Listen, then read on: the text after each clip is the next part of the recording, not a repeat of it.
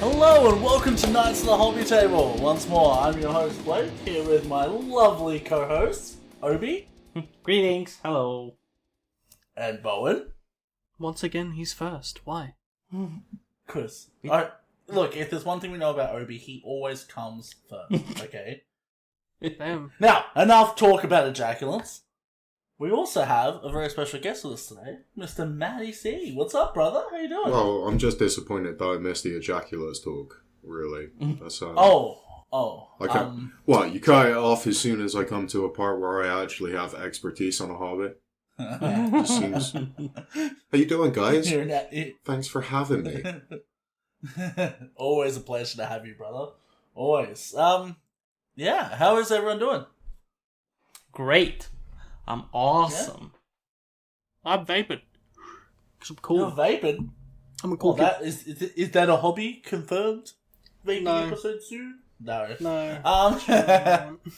Yeah, so most people know Matt, but not everyone. So Matt, tell us a bit about yourself, brother. What are you into? Not your browser history, just like your hobbies. Well, I just had it up, see, that's the problem. All I know is filth. No, yeah, so I've been dipping and diving with a couple of you guys for a long time now. Met on the Lorehammer Discord, so I've done a lot of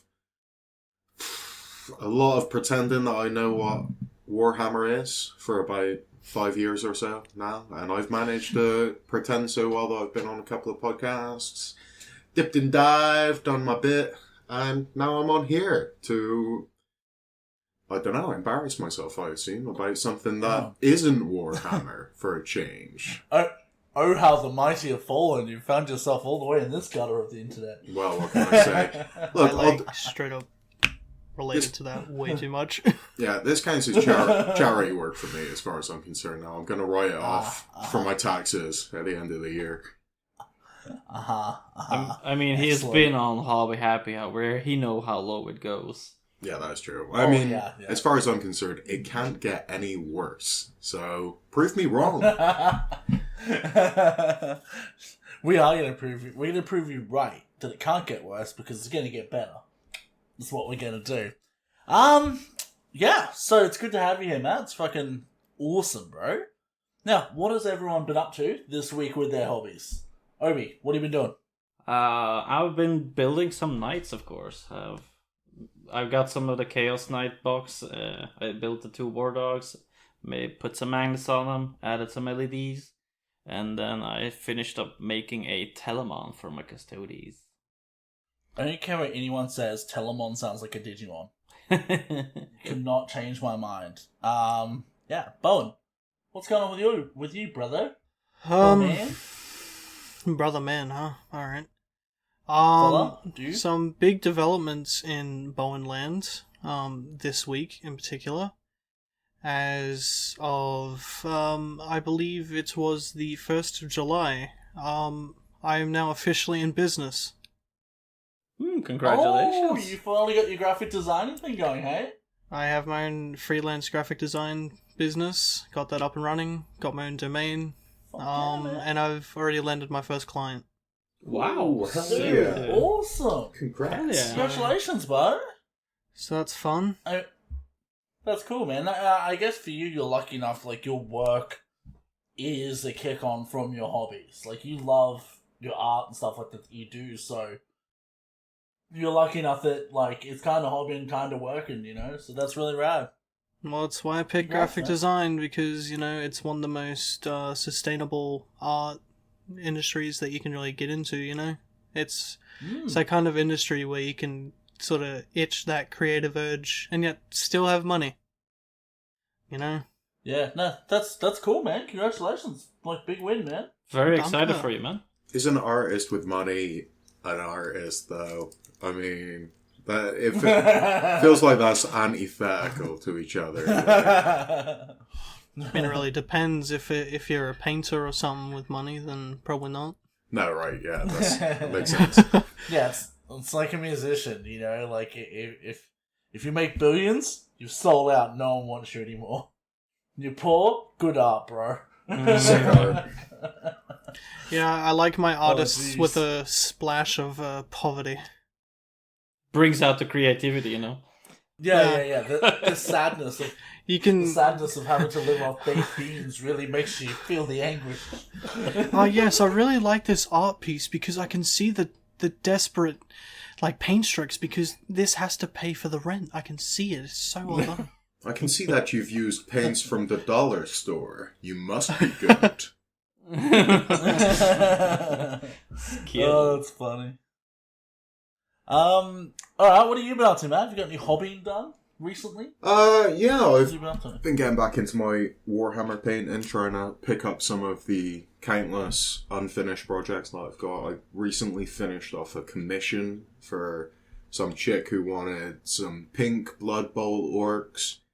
So I did that, managed to finish it, and I was like, maybe I could finish some of my own stuff. So yeah, I've been doing a couple of kill teams. I've got a pirate-themed orc kill team and some Palatine Imperial Guardsman conversion kill team that I've been working through. So it's nice, been dipping and dabbing with my orange highlights, which sucks, because orange sucks to paint. But yeah, enjoying it. Yeah, orange is a tricky one. You sort of got to build up from like a brown, almost, like to have that scale there. Yeah, so I get it. I went from a pink to a red to an orange to another orange to a yellow. So it's great having to do 5 coats for every single goddamn model. It's funny actually too, for anyone that doesn't know, if you ever look at any of my models and you look at the base and you go, gee, I really like that base, that's Matty C right there, giving me inspiration. I remember when I first started my Space Marines, I'm like, what am I going to do? And Matt just, like, ran me through shit he's done for, like, an hour. And I'm like, I understand what I must do now. And now my bases are some of the coolest parts of my models, so... Yeah, thanks. I'm really good at telling people what to do, just not doing it myself. That's okay, man. That's okay. That's why, podcasts. I'm more of a leader. Let's put it that way. Oh, cool. But yeah, so anyway, today we're going to be talking about tabletop RPGs. I don't know if I said that earlier, but that's what we're doing. And Are we? Yeah, so yeah. I thought You we're doing didn't an remember? episode. I thought we were doing an episode on fucking bronies and stuff like that. Bro, you didn't get the flaming arrow shot through your window with like the note? No. It burned up. Ah, fuck. You should probably check your house. There might be a fire. I think it's just a shit aim. If you're the messenger, you got shit aim, my friend. It's the wrong house. Just Bones' next door neighbors just like had to fucking pull a flaming arrow out of their chest. That would explain why my neighbor's house burnt down recently. Yeah. Yeah, I would explain that. It makes sense. Definitely not the macaroni they left on the stove. It's fine. How the fuck do you burn macaroni that bad? You ever seen when they just put it in, just lights on fire? I gotta say, I can't wait for your hobby cooking episode, because the amount of time you boys spend talking about fucking noodles and like macaroni. Oh, I can tell that you're culinary experts. Doesn't sound like any of you eat like a fucking poor student trapped at university. No, not at all. Anyway. So, right. Can anyone tell me what the fuck a tabletop RPG is? Well, not me specifically, but the listeners. Let me tell you, it is a role-playing game that you play on a table. You dipshit. No need to be rude. Alright. Oh, jizz. Yeah, so table, usually 2 or more people. All that sort of shit. Yeah. Depends on the game. There are some Usually you can... 2 or more, I think. There are some you can play on your own. Is there? Yes, I'm not aware of it. There's one called Arkham. It is a very Cthulhu-esque and that sort of mythos style game that you can. Obviously, it's better with more people, but you can play it on it by yourself. Okay. Yeah, so that's pretty sweet. Some of these games now have mechanics where it's just kind of you roll for something, and then it's almost like the old choose your own adventure books from back in the day, You know, they're kind of Yeah. pre-organized But things. the dice decide for you. Yeah, so it still gives you that kind of replayability where you have chance to kind of redo things in a different way. If I roll a 1 at one point, I'm screwed. But if I roll a 6, I'm fine. So you just go back and roll what you want until it's easy. I believe that's the way they're played anyway. That actually sounds pretty fun. Yeah. Yeah. I also completely like ignore playing with those. myself, so... That's why I was on We here know to that talk about about, actually. That's my number one hobby. Look, we're going to talk about it later. We got a big old discussion bit. You can talk about how much you like to stroke your goat, or whatever you guys call it, Awesome. in your part of the world.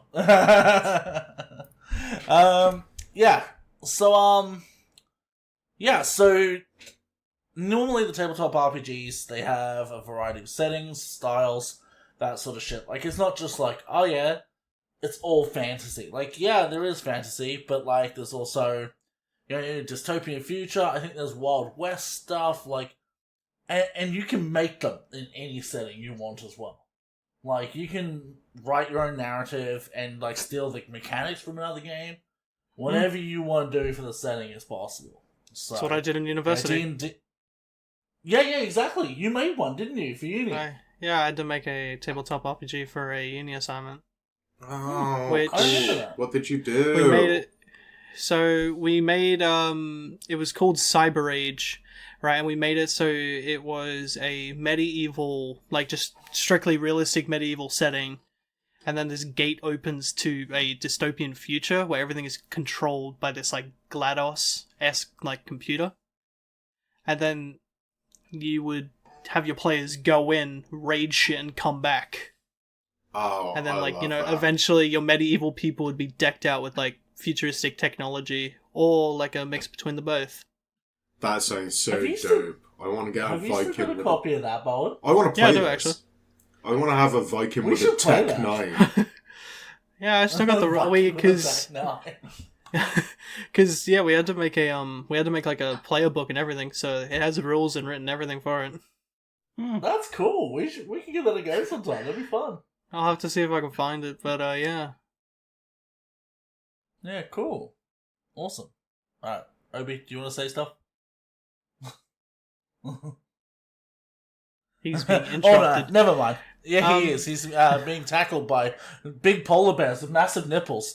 Yeah, so, yeah, Bowen, you can go. You can say some stuff. Things. I don't know. Have you guys heard of a little thing a few years ago from the year 2020 called Cyberpunk? Pretty underground. Not sure if you've heard of it. The video game, I should say. I heard that was really well received and probably the best game ever. No flaws. Yeah, actually, On the beta no timeline, bugs. yeah. Yeah, definitely. No bugs.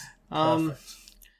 Yeah, I mean, I'm pretty sure most people already know this, but to the few people who probably don't, that's actually based off the tabletop RPG called Cyberpunk.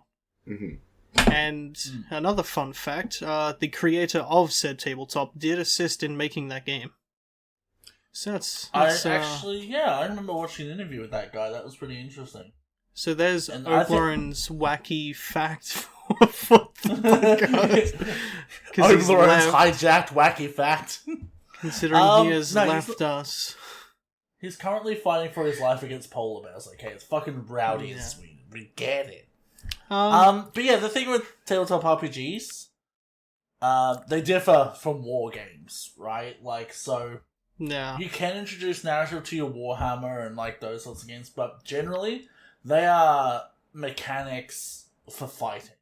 Whereas Yeah. that is just an element of an RPG. The RPG, where it really comes in, is your ability to role play with narrative, character development, that sort of stuff, with combat taking a lesser role. It's Yeah, a it feels... combat heavy campaign, but it's not the same as rolling dice every minute in Warhammer. You know, I feel as if, for me personally, like, you know, when I've played, like, D&D and all that sort of stuff, like, I put more of an emphasis on the actual role-playing aspect. I found that to be a bit more enjoyable. Like, the combat's fun, obviously, don't get me wrong. But it's definitely a lot more fun if you can get a group of friends together and then you just, like, all role-play your characters. because, Blake, you'd know, for example, we had one particular person who didn't roleplay at all, and they were very boring. Yeah, that's one of those things, like, when like, if you're just playing it as a game, it's not as fun. You might as well play Warhammer, but, like, Warhammer is fun played just as a mechanic game. Yeah. Whereas D&D, any of those role-playing games, if you don't role-play, it's not as fun. I think it's a good place to practice. It's one of those questions where it's like with wargaming, it's like you have the rules to say, I do this.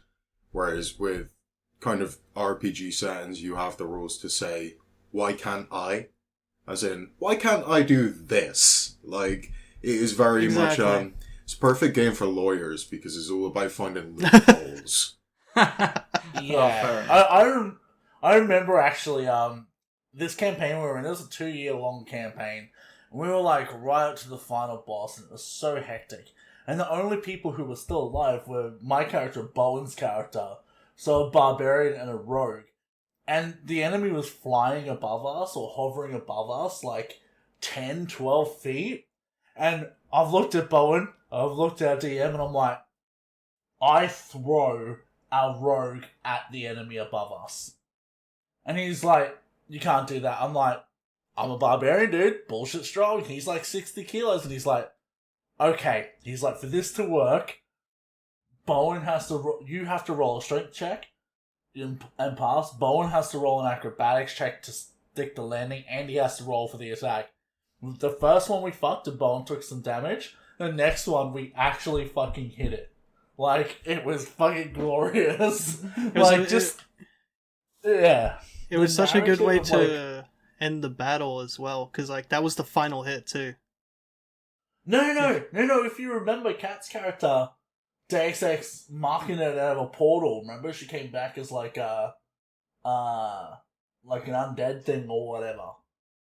Because her soul went to that Harpy Queen or whatever it was. And she came through, and that was how we won. Because we had the third person, but yeah. Yeah, the bad... It was pretty hectic. It is the point is, shit gets crazy. It's the best thing, like, to be able to work with your DM, where you say, I want to do this, and a good DM will say, okay, I'm going to try and work that out to how you can do this, but it still be fair in the gameplay dynamics, because that's the thing. You don't want to just completely eschew the rules, but the rules are there to be a kind of structure for you to bend and kind of work around. It is a problem solver's game, because this is the thing. You're taking on the aspect of these these heroes who have to solve problems and fight quests and get to the end. So it does give you this versatility of, if I can think of it, I should be able to do it. Treat the rules like physics, as in gravity and stuff. Like, okay, gravity's there, but I can still dick around with it a little bit. Yeah, I remember I think you remember this one, Bowen. Our DM Bevan, he organised us to go into like this weird like temple, and we had this job where we had to move this solid gold donkey out of there, and it was like super heavy. No one could lift it. I could just push it as the barbarian. And I ended up saying, I had these javelins in my backpack. And I'm like, I lay the javelins down, one after another, just lift the donkey onto it, and I push them, moving one after another, like they used to with the stones in, like, ancient times. He's like, that doesn't work. I'm like, why not? He's like, the wood would be crushed. I'm like, okay, let's look at crushing coefficients for wood. So we're going through it. He's like, what would it be made out of? I'm like, well, historically, like shield, like shafts for spears and javelins are normally ash or oak. I'm like, so a hardwood. I'm like, so let's look at the crushing coefficient. He's like, yep. And then he figured out the rough weight of the donkey. And he's like, yep, that would actually work, you son of a bitch. Fine. I feel as if we got blessed with our DM. He was always willing to work with us. It was never... He'd always say no, but then you just give him those little puppy dog eyes and he'd be like, oh, fine. And then you'd work something out. The worst one with Bevan isn't that, fine. It's like, are you sure you want to do that? You're like, oh no. Anytime, It is kind of that thing, though, that the same thing you get with, like, improv, where it's always yes and. So it's like, okay, yes, you can do this, but with kind of being a DM is more like, yes, but. So it's like, right, you can do this, but you're gonna have to give me something back, like a bit of give and take, you know? Yeah, it was harrowing times. It was funny how it started off as like just him being like, "Oh, you sure you want to do that?" You know, like because we were still new to the game. By the end of our campaign, like 2 years in, anytime he'd be like, "Are you sure?" we would be just swept with PTSD. It's like, oh fuck, just sweating beads. Yeah, which is like, oh fuck, no, like, oh no. Alright. Something I did want to bring up real quick as well. Even though Warhammer is a war game on the tabletop, there are versions of Warhammer that are more closer to D&D as well. So you can find like a lot of people post their campaigns and like custom stuff they've done on the internet, so it's not really hard to come up with some cool stuff. You know, like a lot of people have posted some Warhammer style, like 40k D&D games. And I'm sure Matt and Obi would know about this. There is actually one set there already, official from GW. So you have Dark Heresy, which was the old style, which was a D100 dice pool. So basically, you were kind of rolling percentages of what you would get. So I roll a D100, and if I get a 90 or a 90 or an 80 or something, I have a very high success rate. If I roll a 10, I'm probably screwed. But they recently kind of re-released with their new section, which was Wrath and Glory, which was a D6 dice pool. And the interesting thing with that is you would have a Wrath dice as a kind of character player, and the DM would have a Ruin dice.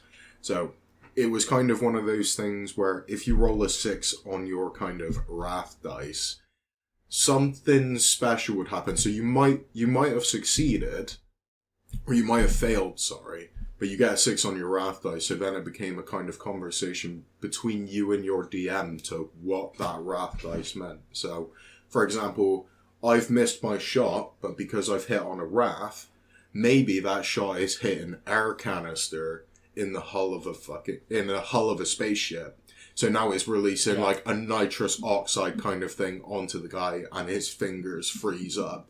So he has disadvantage on his next kind of shot. So it was it was designed to kind of to make the character invest into the narrative, which I thought was a really good thing. And I've written my own campaigns for kind of 40k and stuff like that. Stuff that I've not been able to play, but stuff where you can really get kind of. For me, it was a great way to work on lore, because I was just like, right, I have this idea. How are people going to get from one point to the other? You have to, obviously in the 40k setting, you have to be able to restrict a little bit. You can't have people just going everywhere, because it just gets a bit wild. So like planet to planet, from one session to one session, it gets untenable really. So you have to use the rules and not be an asshole about it, which for me, I mean, you guys know me, I find that incredibly difficult at all the time, because I am a major... Hey Matt, your asshole's showing. I am a major asshole. I'm basically a human asshole just walking around, so... It's true. For me, he is a big chocolate starfish. Real difficult. Obi, I'm glad you're back, drenched in blood from fighting that polar bear with your nipples. Are you okay? Yeah, just I had to avoid the nipples, Yeah. Did you strike him down with your inferior? Better nipples, that's what I'm after. Obviously, yes. I softened them up with a little bit with my dreadlocks, so... I was looking for the word superior. There we go. Oh, yeah. Thanks, brain. Yeah. Real cool.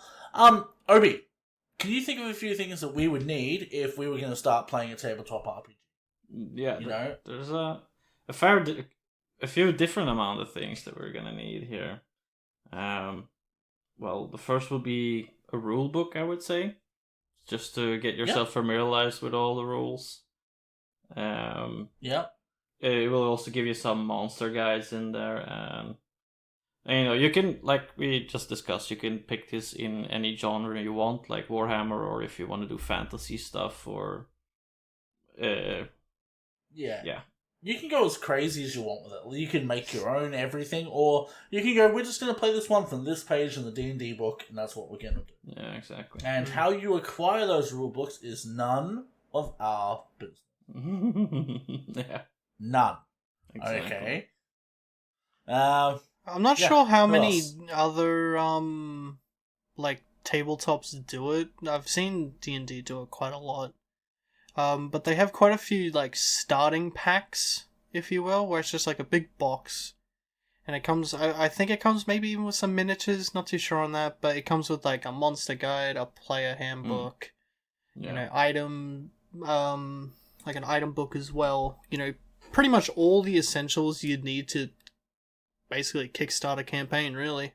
Yeah. Yeah. I will say one of the issues with these bigger, kind of more well-known tabletop RPGs, so your Starfinder, your Pathfinder, your Dungeons and Dragons, is a lot of it is broken up into different books. So, for example, getting started on D&D, you would need a player handbook for yourself, and then your DM would need a Dungeons Master's Guide, and then a monster manual, they can all be about £30 books. And then if you want to spend on a specific campaign, you're looking at campaign books as well. But a lot of these newer ones, so for example, kind of your Call of Cthulhu or Delta Green, which is kind of your 1970s hard-boiled detectives looking out for eldritch horrors, and you have to roll insanity scores at the end of every mission and kind of stuff like that. A lot of those will be more kind of self-contained into them, or even Westlands, something like that, is the Wild West kind of magical Western Sorry. Western shooter kind of. God damn, what was that? It's kind of What the fuck was Western. that? Holy Emperor! I've not talked. I thought I could talk my way through it, but I've not talked to another human being in so long. I forgot. I thought you pretended to like down with the sickness impersonation. Like, wow. Yeah, standard. Yeah, so Spicy cough will do that to you. It's fine. We have all been there. Sorry, I'm That's white. gonna be my new fucking rule now. If I'm trying to talk my fucking, like, talk out my ass with the client, I'm just gonna fucking do that. Like, Yeah. oh yeah, blah blah blah. Sorry, I'm white and I drank a Sprite earlier, so it's a little bit spicy. His mayonnaise is spicy. Yeah, too hot for me. I had a vanilla ice cream and I burned my mouth. Oh no. Yeah. The other thing is too, you'll definitely need some players. Like we said, some RPGs you can play on your own, but most of them you want at least 2 people minimum. Yeah, for sure. I think the Yeah, fun you go from factor also increases with more people, because, you know, Absolutely. you'll think this way, but that guy, he'll think differently. So we'll make some interesting interactions there, so... Yeah, well, it's just like that thing, like, you know, you have a podcast with one person, it's usually okay, but then, like, you have a lot of people on, it's a lot more entertaining, because everyone has takes on things, and they interact, and it's the best. So, do that. If you don't know anyone, like, any of your friends that are into D&D, either coerce them into it, you know, like, hey, come on, or... Another good way is gaming stores. Like, if you just go to your local gaming store, if you have one, you can meet people there. Maybe they have a campaign running already. Maybe they're looking for a campaign.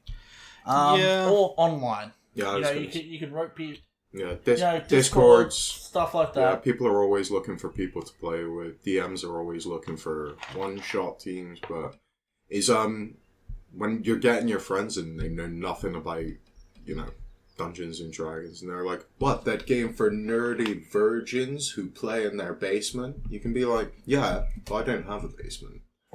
So, let's just play in the kitchen. It's in my garage. Let's just play in the kitchen instead. Like, everything else is factual. But, so kind of, if you bring them into that, and I've had people, like, for me, I was always in this kind of stigma where I was like, RPGs, I'm sorry, I'm not going to dress up in my bathrobe, wear a traffic cone on my head, and start slinging spells. But I think you really get into this kind of when you get people in there, and it's kind of about taking the pressure off of them. Like, you don't have, when they're there, and like a lot of people focus on like, I'm gonna have a silly voice, and then they're so focused on the silly voice that they don't actually understand what they're saying half of the time. It's just like, dude, use your regular voice. It's fine. It's okay. You don't have to like, you don't have to put too much effort in. You just have to put in the engagement. It shouldn't feel like work, because I think that's what stands in a lot of people's way. Yeah, that's very true. And, well, I think when you do it that way, it can be very approachable. Like, it all seems sort of, like, big and scary, but it's not. You just, especially if you've got a good DM like me and Bones that we had, it's pretty easy. Yeah, what else do you need, guys?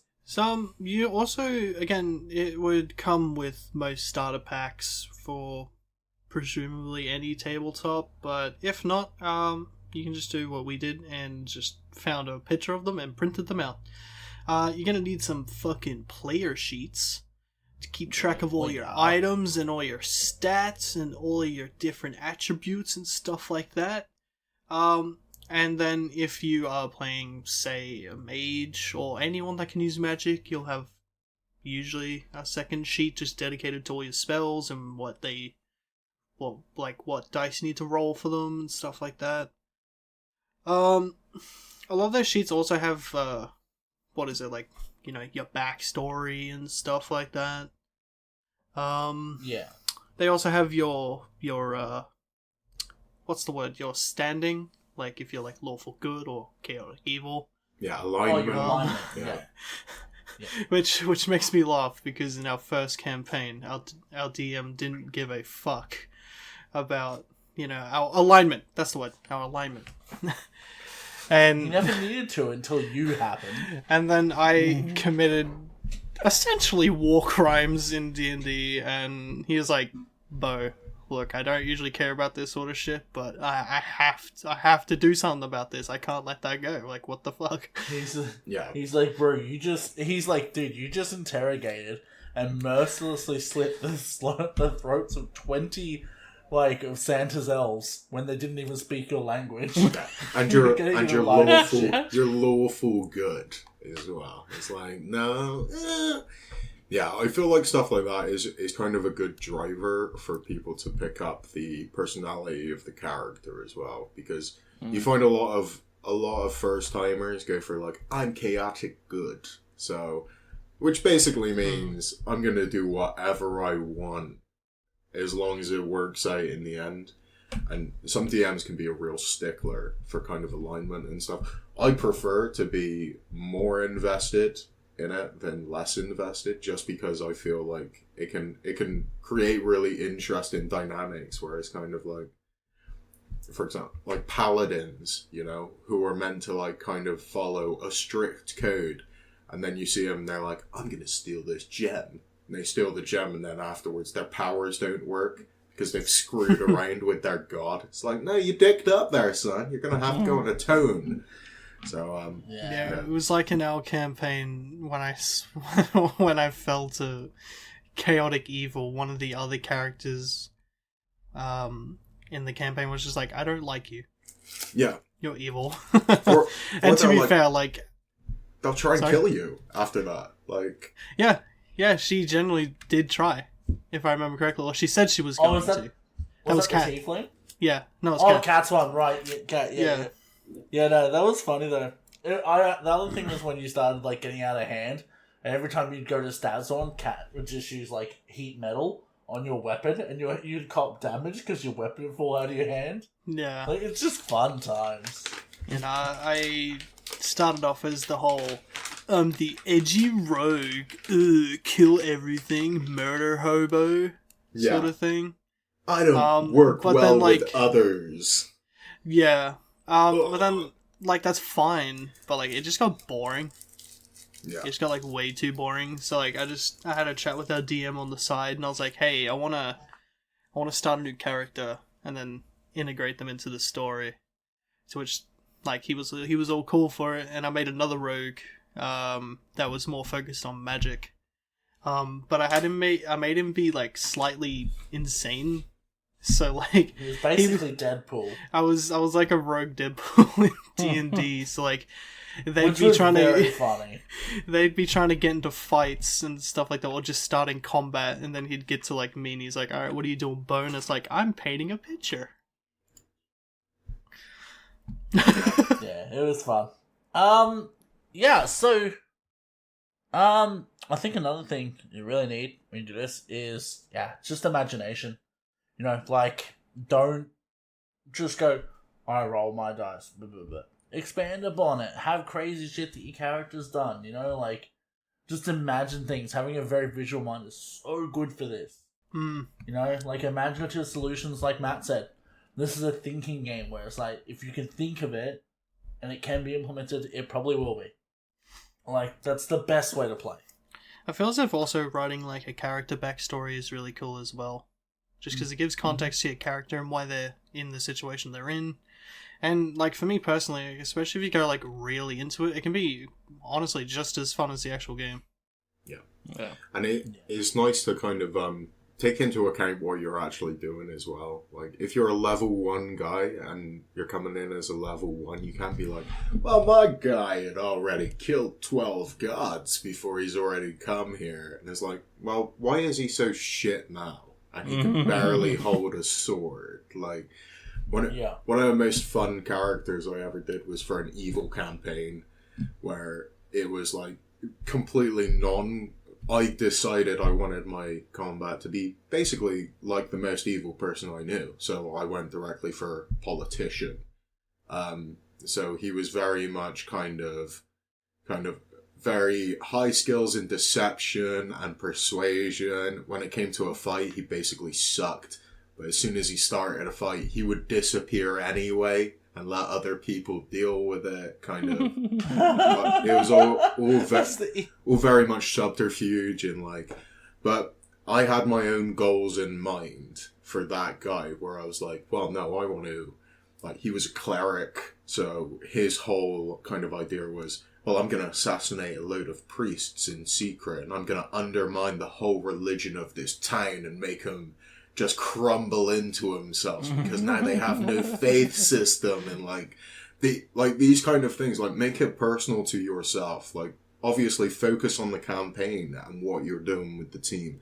You can still have these kind of underlying separate, like, think of it like when you're playing any video game, you can have these side quests that will, you know, in a video game, they give you better gear, but these ones, like, they give you, like, this kind of satisfaction of, like, I destabilized a town, and I did it without any of the other party members knowing about it. And it's just, it can be real sweet. That's the best. That's the best. Yeah, I think writing like really good backgrounds and everything, just make sure you don't go too much into it either, because, you know, one bad dice roll could mean that your character dies the first game you play in the first hour too. Yeah. So that's why you always make it that your character is actually a twin. Yeah. And just didn't disclose it to anyone. Yeah, that's right. I'd rather have 7 exactly the same as each other. Yeah. How convenient. There's like an infinite amount of twins as my character. Wow. Yeah. And I am Alfarius. And I think the best thing is you can always change your backstory the further you go in. So if something like happens, like you get into this fight with this shady character, just speak to your DM and be like, hey, that shady character, could that have been a guy from my past who's like come back to get retribution? And then he might be like, oh, that's dope. I'm going to turn that into a story, you know, like about this, and that. I think a lot of people, there are 2 ways of playing these tabletop RPGs, which is like the players against the DM, which I always feel is the worst way to play, or the players with the DM to make a good story. Yep. You know, because if the DM wants to kill you, he'll kill you. My goal in the campaign we had, I was a Dragonborn, and my goal was always to have a mountain of treasure, because, you know, dragon. And the other one was my guy was always obsessed with dinosaurs and starting his own Jurassic Park. And he got both of those things by the end of the campaign. It didn't look like he was gonna, but by the end of the campaign, I had an Allosaurus to ride into battle, and it was fucking amazing. And it was just glorious. Well, it was really. Speaking of what Matt was just saying, actually, that's exactly what I did with my 2 rogue characters. Like when I made my new one, the whole sort of point of that character is like, because even though you don't have to, it's kind of cool when individual characters have their own goals in mind that just so happen to line up with whatever quest you're on. And like I made it so this other rogue's goal was to kill my old one. And then like I kind of left the rest up to like the DM, and I was like, you choose when, but this is what I want to happen.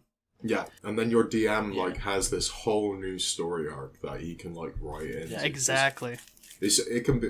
I was basically a forever DM, is what you call it, when you seem to run every campaign. And for me, I enjoyed that. I got really into it. I had a book where I drew out the whole map of the island and then the map of individual towns. I was trying to find it earlier. If I can find it, I'll send some pictures through. And then I had numbered markers for notations where I knew where everything was and who was working in this building and kind of doing this thing.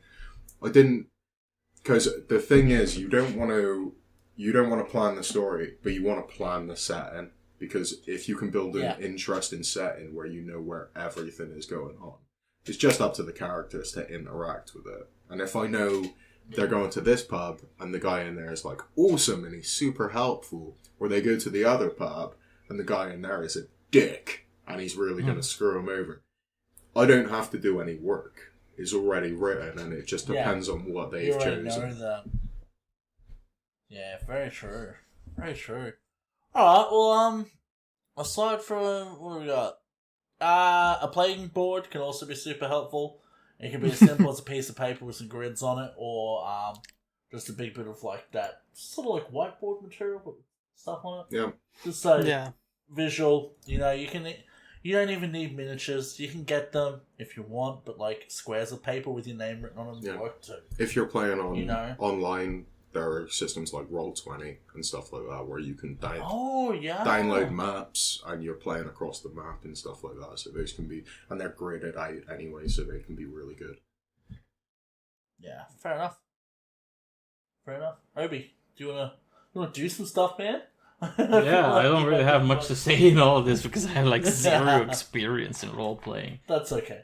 Now you know how we feel sometimes. What's an Adeptus custard? I was gonna say as well, if you want to make life easier for yourself as a DM, you can also buy those like specific boards as well that like block out so people, like your players, can't see what you're doing, and it also just so happens on the other side to have like all the basic information you need. Yeah. And stuff like that. A lot of cheat sheets on the back of them, what they need to be rolling against, and yeah, it does make life easy. Sweet. Alright.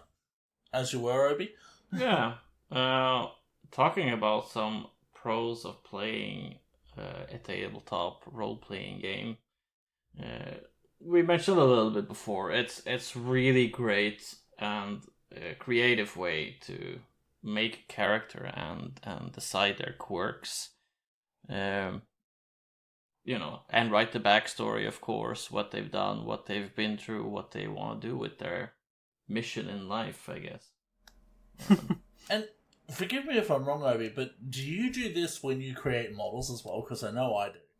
Like when you make, say, your knights, for instance, and you sculpt each one of them to be different, do you come up with a little narrative for why that is that way? I've been trying to, yes, and I've been trying to figure it out while I'm going, and I'm usually like, I've got an idea of what the model looks like, and then I'll just try and fit it to like a chaos god or something in some way or another. Yeah. Because my knights are chaos. Yeah, they're really cool too. I like that yours aren't like icky chaos though. They're like pretty chaos. If that makes sense. Yeah. Like I don't have an over, like it's like kind of in this phase because some of them aren't really chaosy at all because they're sort of like in this transition phase of going from Imperial to the Chaos So it's just a way for me to clarify that I kind of want to play both sides without too much problem. I've heard that about you. I would describe your models as chaotic good. Yes! Exactly. Like that ass. Anyway. Yeah, cool. Bo, you want to get that one? It is a great escape of everyday life where you get to exist and put yourself into a world where it is far from our own, which is fun. And also, certain musical artists that will not be named aren't there. No, it's Drake. Drake doesn't exist in that world. Fuck Drake. So pretty much it's where you want to be, really. Yeah. I read that as Drake. dragon. Wow. I was like, but dragons don't exist in this world. No. I think there are only dungeons. Blank. It's Dungeons and Drake. Drakes and Dungeons. Another really good thing about it is, like, it's sort of like a video game in a way, but, like, without the screens, you know? So, like, if you work in an office all day and all you do is, like, screens and, like, all we do is have screen time, it gives you that sort of fun of, like, being on a journey and that sort of stuff and the role-playing element without having to be glued to a screen. You can be in a room with actual friends and people and screens, like, face-to-face time, you know? Yeah. And that's really... I've always said it's really wholesome. It's like a video game, but with unlimited buttons to press. You know what I mean? You don't have... Yeah. Oh, yeah. Like, looking like a polar bear over there. No! Yeah.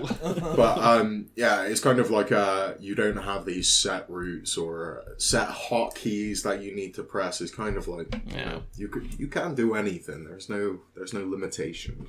Yeah, it's a lot of these games around where, like, you have, like, so many different options to choose from the dialogue, but in the end, the dialogue won't really change the path you're on. Yeah. So... Yeah. Whereas in D&D, it fucking will. Like, I remember I lost, I think it was half of our party. I lost half of our souls to a demon. Just because I opened my mouth and I shouldn't have. I just spoke. And I fucked it for us. And, like, everyone was low-key mad, and I was like, guys, it was just a game. But it was so funny that, like, it just changed the narrative direction so much.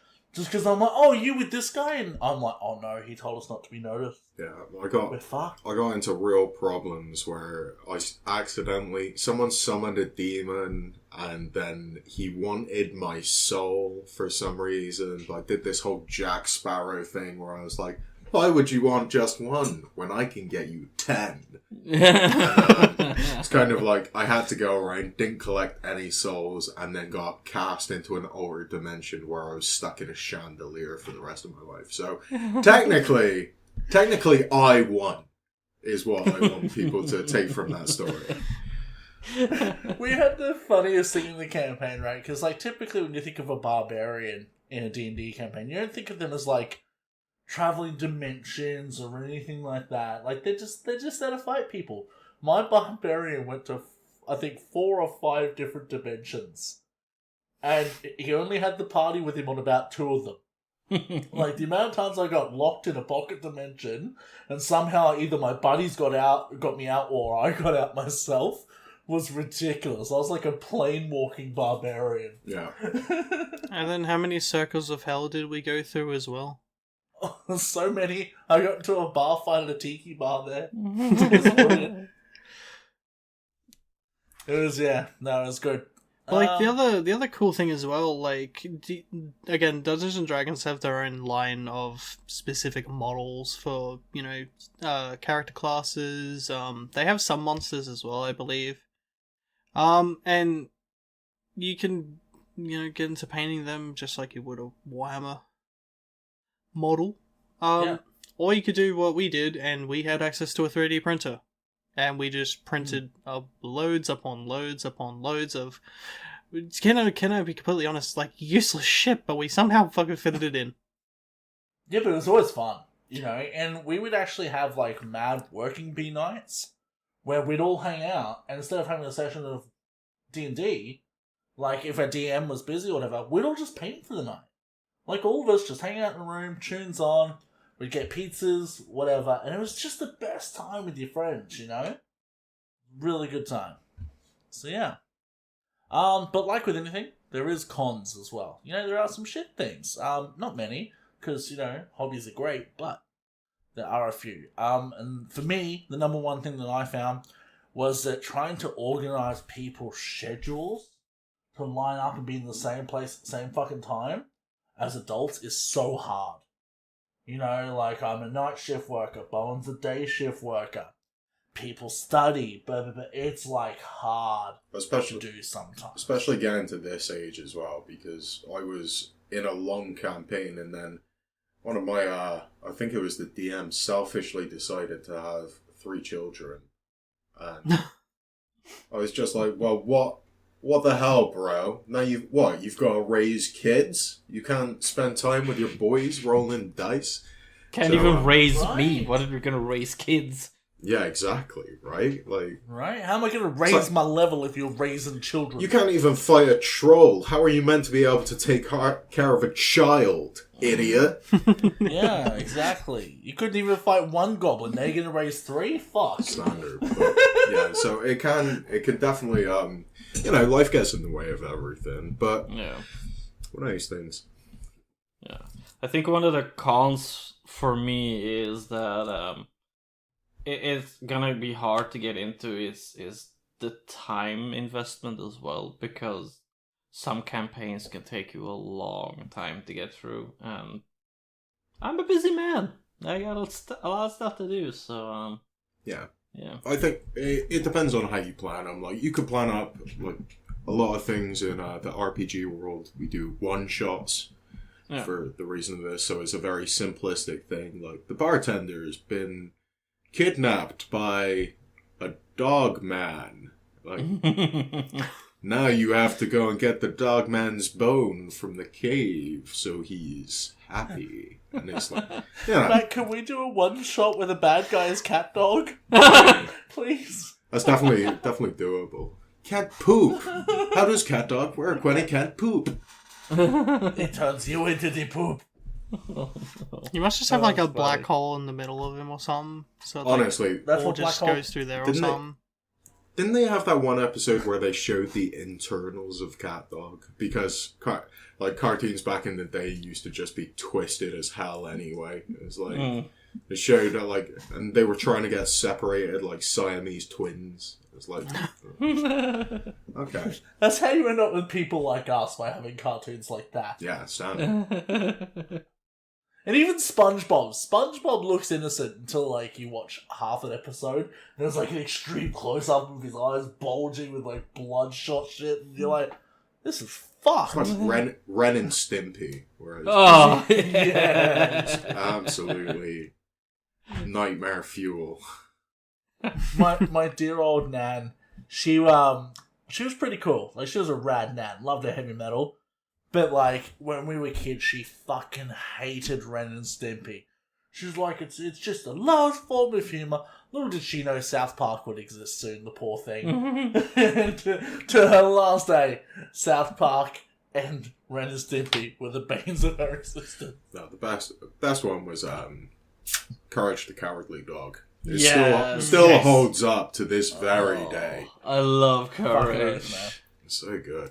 Yeah. Stupid dog, you made me look bad. Love it. Yeah. A shit thing could also be, I don't know, for me personally, I'm not an Einstein. I'm not very good with mathematics, to be perfectly honest. So when you're in the thick of a battle and you're taking damage and this and that and that and this, it can be a little bit hard to keep track of, like, how much points you got left, man. Especially when you got more health points than you do fingers and toes. So I recommend just having your phone there with a calculator ready, you know, so you can just, like, keep it on the fly, write it down when you need to. That's what I did. Or you can be a fucking Chad and just do the math on the fucking paper, you fucking pussy. is I mean, yeah, that too. it's when you get to like your level 20, like rogue or something, and it's like you do a backstab with your magical knives, and suddenly it's like, well, it's 20d10 times by 2 plus 4d6 of poison damage, and like you're there going, I just don't want to stab it. I'll just let's let the bad guy win.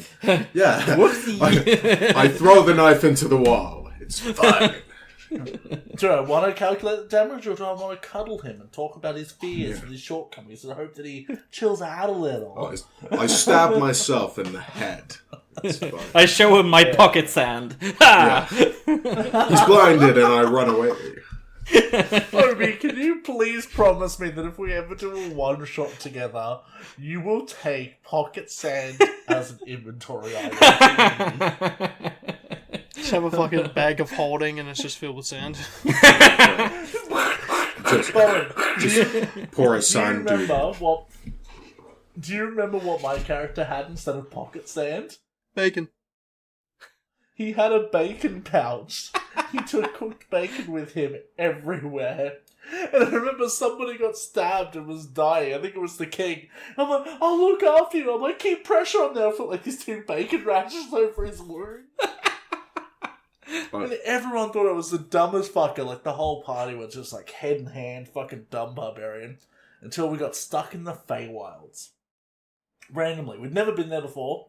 And we met this, I think it was a water nymph, they called it. Met that there. And I gave her bacon. She showed us the way out as long as I promised to bring her more bacon at one point. And, like, we got out of a dimension we were trapped in.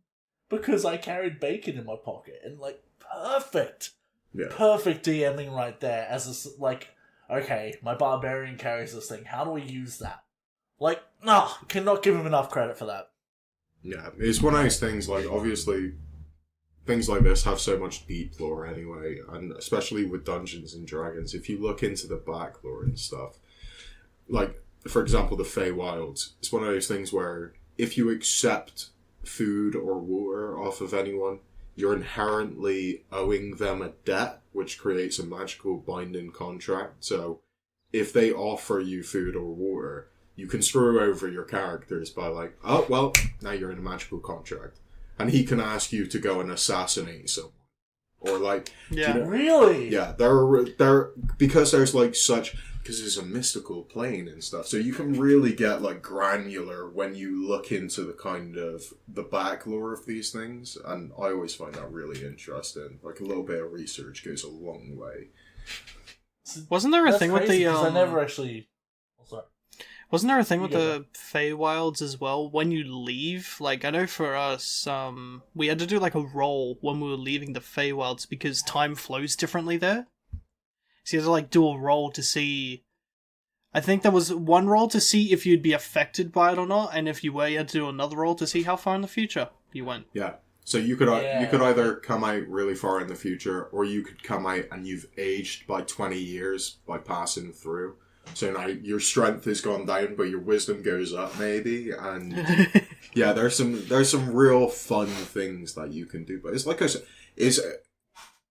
RPGs is what you put in directly correlates with what you get out of it. You know.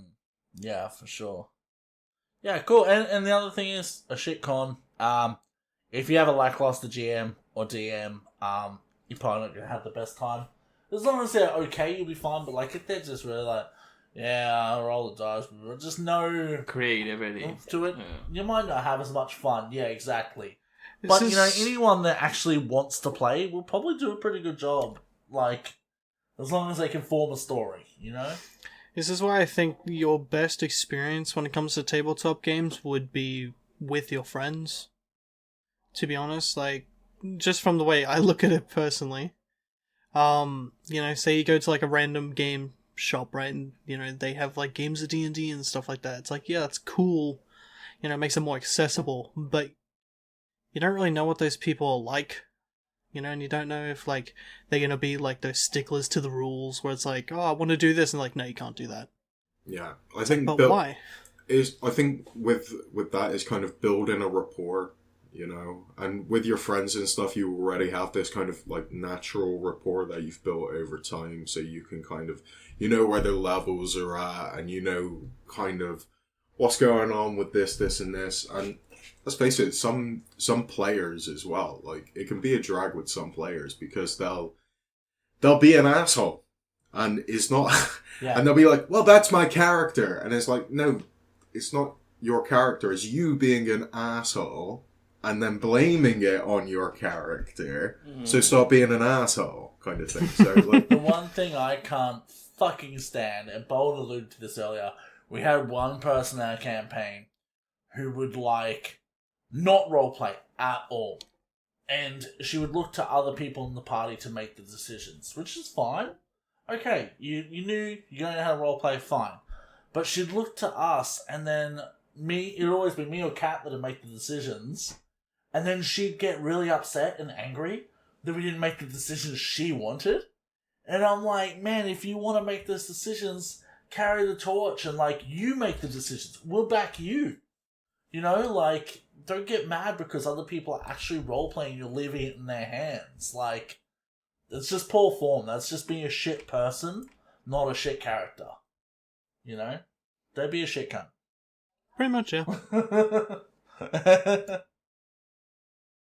But, yeah. So that's pretty much, I think, all the negatives. Besides that, it's pretty fucking great. Yeah. So, now, Matt, I know that this is your GBGM. Just for people that are sort of newer to this, what are some things that they can do to make a narrative engaging or a character feel sort of authentic and like they could actually exist rather than just like filled in and tick boxes on a sheet? Like, how do you take that to sort of that level of actually feeling lived in? I think one of the issues. So, when it comes to making a narrative engaging, as a DM, that's kind of, it is your job, realistically. Like, your players have to work with you, but it's kind of your job to kind of bring the realism. So, I've always said, like, you know, preparation, aspirations, and then perspiration. So, if you gotta plan it, you gotta think about it and what you want, and then you gotta sweat for it a little bit. So you really need to kind of, if you're going to put something down that you're unsure of, it makes it so you're having to do a lot of work on the fly, and people can tell that, you know, so it becomes easier to make mistakes. So like I said, I would make complete maps. I would have it all planned out. I would know the names of the people who were going there. I made, like, if I had a fortune teller once, so I designed my own tarot cards. I have playing cards, sprayed them all black, painted all of the pictures on the front, learned how to read a tarot deck, and then when my guys were there, I could actually sit down with them, give them something, put it in front of their hands, like, and, you know, for me that was fun because I didn't know what cards they were going to pick. But I knew enough about it, and I knew enough about their characters, that if they picked up the death card, I could, like, I saw the look on their face where they're like, oh shit! And then, but I could still, like, plan that into my mind of kind of, well, this is what this means, so I'm gonna have it lead into this. So, you know, I think putting the physicality in there is a really good way. Like, I used to make maps, dunk them in tea, like burn the edges, roll them up, put them into parchment and stuff, you know. So, like, stuff like that, people pick up on that and they really do see it. So, like, but I mean, it's give and take. It's only going to be engaging to your character if they feel like they have some sort of ownness over what they're doing. We like, even in real life, we like to have a certain part of control, even though the world is chaotic and wild, and realistically we can't really do a lot. If an asteroid hits the Earth, you know, I can't really do a lot about it, but I like to feel control of certain things. So kind of working, it's this team effort of everyone working with each other to try and make a cohesive story, and, you know, accepting kind of, well, maybe my character dies, but maybe that's not a bad thing because it leads to this, and this. You know? You could have a storyline in the ghost realm or the next dimension or something like that. When I was a DM, I used to kill off characters all the time. Like, you know, and a lot of DMs won't do it. They'll kind of give the kind of, you know, like, I had one where a demon he had basically killed a character, and then he said to the character who he killed, like, right, you're basically trapped in here. Pick who else I'm going to drag into hell with me. So I made the character choose which other character from the team they were going to screw over. And, like, is really nice because you can feel the pain that runs through them. Like, and I'm just there, like, rubbing my hands together like an evil villain. Pick one! Kind of, all this kind of stuff. So, like, you know, that makes engagement. But then, if I'm going to do something like that, which is technically a little bit unfair, in my mind, and what I had planned out was I had a separate campaign for those two characters, because I knew that we would be missing players for a couple of weeks afterwards. So I knew I could do something separate from the story. And, you know, it is this kind of fourfold, but if the players didn't tell me that they were missing a couple of weeks, I wouldn't be able to do that. So, and then it's kind of like, well, we can't play anymore because we're screwed. So, yeah, it's this give and take. I remember, we had someone that was, like, it worked out that they had to have some time off anyway, but they happened to die in the session beforehand. And, Bevan put us on this whole side quest of, like, if we wanted to bring them back to life, we had to actually take their remains to a church and do, like, a whole side quest to bring them back. And it was like, by the time that was done, their uni block or whatever was done, and they could come back. Yeah. You know, but it was just like a session or two of, like, that sort of stuff, and then they came back. Yeah. And, yeah, I think that's really important, and, like, remembering where dots connect, I think is really good for making a world feel lived in and not railroaded. Right? Because as a DM and as a player as well, as a DM, it's very easy to railroad your people towards one set place. Yeah. Right? But that doesn't make it feel like a cohesive world that you're in. And as a player, it's very easy to railroad towards that place too. Just like, no, we're going here, we're going to do this task, fight this person, fight that person, beat that person. Yeah. But, like, you know, if you're not taking time to do shit like, you know, go hat shopping, or, like, my character as a barbarian was illiterate, right? So, him and the high elf, our bard, Malaves, the cat's character, he was, obviously a bard, so very well spoken, educated. But they had this awesome bromance that developed in-game. And Malave actually taught Jason the basics of reading. So, like, you know, it was the whole thing. Like, the other characters were off doing their own thing. Like, I think one character was founding their own guild, and Bowen's character was off doing shady fucking shit off to the side. And my character was just hanging out reading. And then that came into it later, because there was times where I actually had to read. Because there's no one else around. I had to, like, say a word or whatever, you know? So that made it feel like we weren't playing a straight line narrative, but an actual inhabiting world. Yeah. And I think that made it much more impactful. Like, that campaign ended, over a year ago, Bowen? Well and truly. And I still think about it all the time. That narrative stuck with me. Yeah, 100%. You know? Yeah. It's about rewarding people for stuff like that as well. You know, if you're a DM, reward your players for their engagement. If you're a player, reward your DM for his engagement. You know, like, it has to be kind of, you know, it's a lot of work from all sides, and it's nice to be appreciated for your work. You know what I mean? So if someone does come in and they're like, you know, railroading's one of those things, is a word that I particularly hate. Because when I started DMing, I was like, I have an idea of what I would like to happen, but I don't want to force people. And I found out, like, there will be groups where they will deliberately go against the main story to kind of, like, you know, well, we don't want to do the obvious thing. We'll do the thing that's in the side. So like, in my mind, I would set up something that was really obviously meant to be the main storyline. And then, for example, there's 2 jobs on there. One is go after the missing king, or like a missing duke who's been kidnapped or something. And the job next to it would be go and cut down some trees. Like, become a lumberjack for a day. Like, and get paid up. And I knew, like, the problem is, as soon as you know how people are going to react to stuff, I knew my character group would deliberately pick the lumberjack job. So guess what? The lumberjack job was the main story.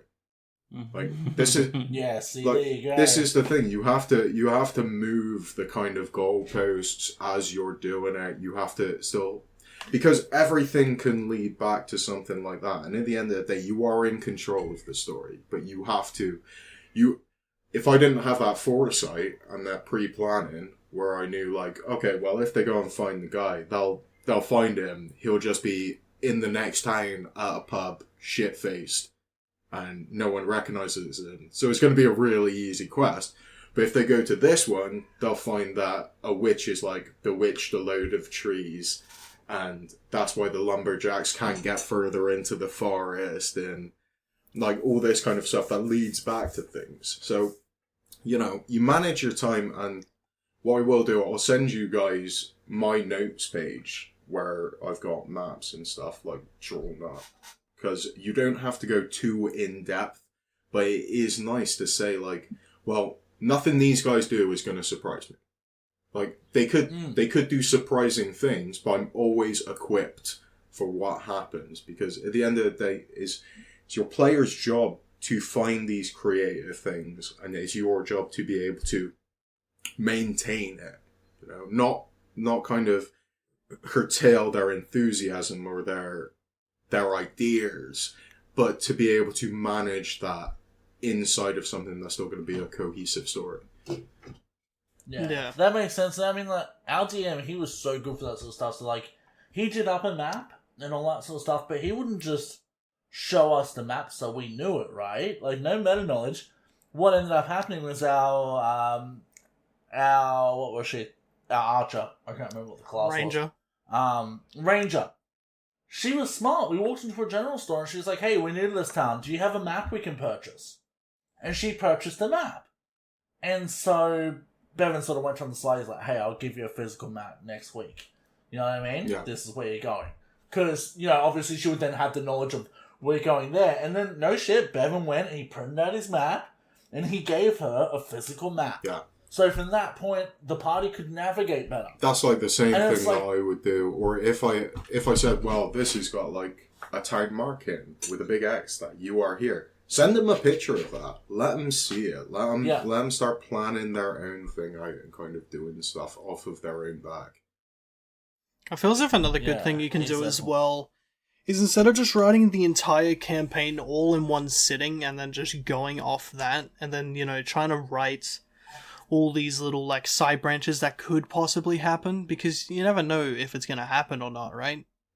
So, like, again, what our DM would do is he would sort of take it maybe a session or two at a time. So he'd write enough based on the current circumstances that we're in, and then just create, like, something for the main quest, and then just a bunch of other side shit that, to be honest, none of us would even think of doing. Yeah. But he had it there just in case. Yeah, right. And the funniest thing was with this motherfucker too, he was the one that owned the 3D printer. So we wouldn't have even seen what we're about to fight. He'd keep it hidden, and then he'd be like, alright, so, you know, roll initiative, and he'd just put this creature out. We're like, what the fuck? Like, terrified. But the best times, man. That's what I mean. And that's a great point as well. It's just, you know, plan the things that aren't going to change.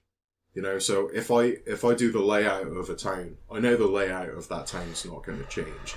But whatever happens around that and in between, I can start to edit in, and I can, you know, this guy's made friends with this guy and he's learned about a secret assassin guild. Okay, well, I know where the town is. I know what's in it. Like, I was very much from a practical thing of like, well, what do towns have? They need a place to drink, a tavern where everyone gets their quests from. That's always the main thing that we hear about. But, like, you know, what kind of faith do they practice? Are they a farming town? Are they an aristocracy? Are they a port town, you know? Like, is this under the sway of something different? Is it in the middle of a desert, you know? But if you have that layout, you can say, well, actually, this fits naturally in here. So, you know, instead of having to say, like, right, I need to do this straight away, because otherwise it will get forgotten about, you have a bit of breathing room to say, like, well, I've got a sandbox, but it's not an unlimited amount of space. Because I think DMs and characters, they see this as so limitless. Really, for me, that doesn't work, because that's not how the world works in general. You know, we will have limits that we have to be able to approach, and we will have challenges that we have to be able to overcome. But as soon as you kind of take away all restrictions, that's when people get confused, because you can have too much choice, you know? Yeah, I get that. Yeah, no, awesome. Well, that's amazing. Hopefully that helps people write some narratives, or just sort of understand how to do it going forward when they start playing RPGs. Yeah, exactly. Now this is one, Obi, you could probably get back in on. Yeah. If we were after a miniature, like, you know, say we want to make characters or whatever, what sort of resources would we use to get miniatures to play TTRPGs? Honestly, the best one I've found so far is Hero Forge, and I've actually used that one and printed off some miniatures from there too. Okay, can you explain that to everyone? So Hero Forge, basically, it's like a website where you can build your own model from the ground up. So you can pick your race, you can be a human, dwarf, you can be a snake person, whatever you can think Robot. of. Yeah. Whatever you can think of is in there, and you can pose the miniature the way you want it, and you can add accessories the way you want it. Oh, you want wings? Sure, you can have wings. And the quality... now I bought the STL and I asked the person to print it off for me, and the quality is just superb, man. So Really? highly. So they're that good, hey? Yeah, highly recommend Hero Forge. Yeah, and I believe they also ship them off in, so you can get a low quality resin, you can get a high quality resin, you can even get golden miniatures, so they'll craft them out of gold as well, which a little bit pricey, but. Yeah, they're very good. That's pretty ballin', though. Oh, yeah. Imagine just like, oh, yeah, here's my solid gold player character. You whelps. Only dwarves. Yeah, exactly. Only dwarves can be gold. You can't have druids, otherwise you can't use them, because they're covered in metal. Yeah. That's true. Or dragons. Dragons could be gold, right? For sure. Yeah. Alright, Bowen, how else would you get one, man? You got any other ideas? You can do what I did and went to Games Workshop and bought something similar to what I had or what I wanted, and then just used one of those. I legit don't even know what faction it was. I just remember walking in and seeing it, and I was like, cool, this kind of looks like a rogue. This'll do. I think that was a Dark Elf assassin you got with the two... I don't know if you boys will probably know it straight away. It's like a fantasy model where he's like jumping off a piece of like rubble, where like one dagger out, one like that. There's capes everywhere. Yeah, it sounds It's right. like a fantasy model. Yeah, I can't remember his name. He does have a name, but It's yeah, somewhere out there. But Is yeah, I it just used that. Drazar, Master of Blades?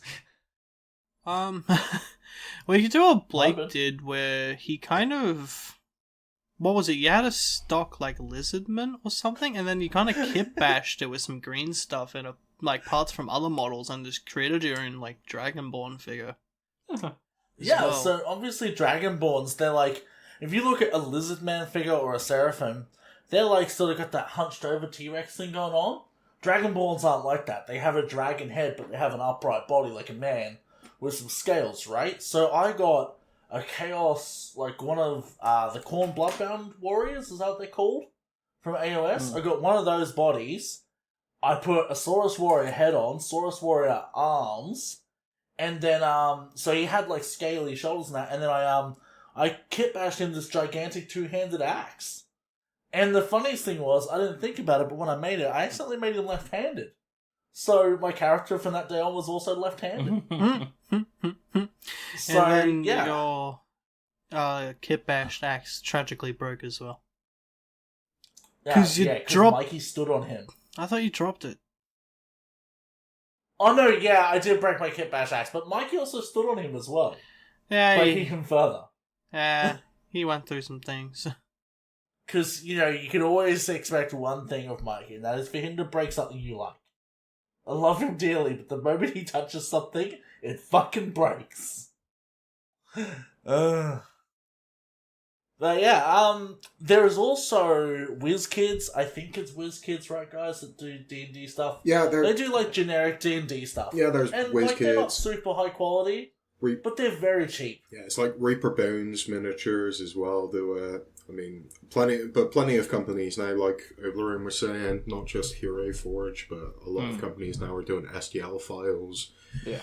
Where you can buy the STL files for a group of things, like a bunch of monsters and stuff, and if you have access to a 3D printer, you can do it that way. Yeah. And, you know, not just your miniatures of the characters, buy your scenery. Like, there's nothing quite like having a tavern where it is the whole tavern on the board.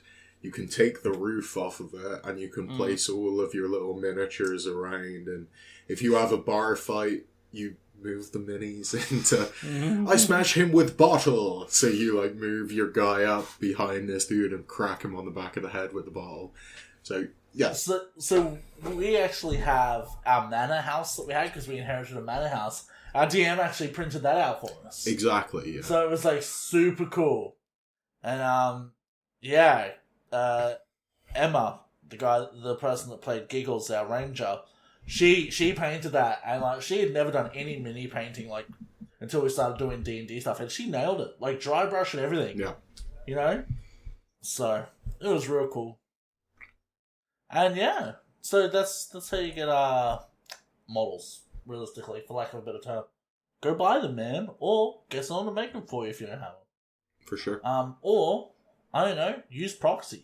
You know, like no one's gonna care. print off a picture of a model and put it onto a piece of cardboard and just cut it out so it stands up.